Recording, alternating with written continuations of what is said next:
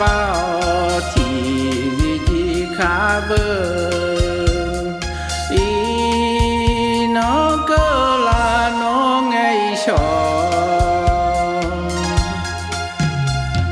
bao số ye lo núa yo mai phố mưa ngà so lo nhà ni ga lo sang nghe nó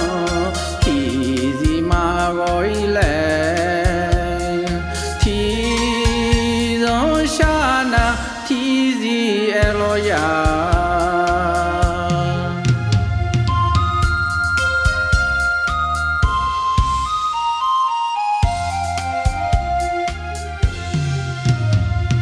cho thu na ya che za thô nên nghe mà đồ nhai đường ngã lẽ xì nữ nghe mà đồ nhai gió sáng nghe nó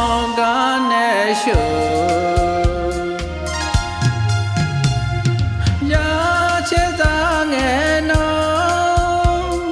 do mưa về mà ya thì ga đường lẽ giờ là nghe nhí ga mưa về mà ya lo ngà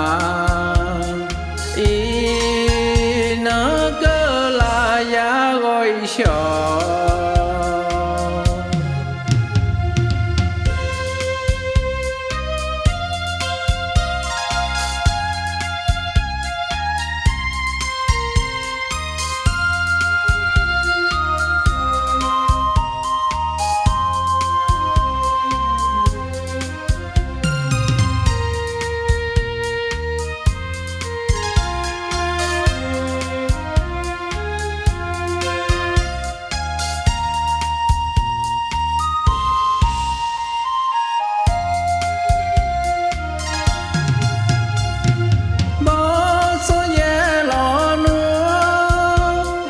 yo mai phố mưa ngà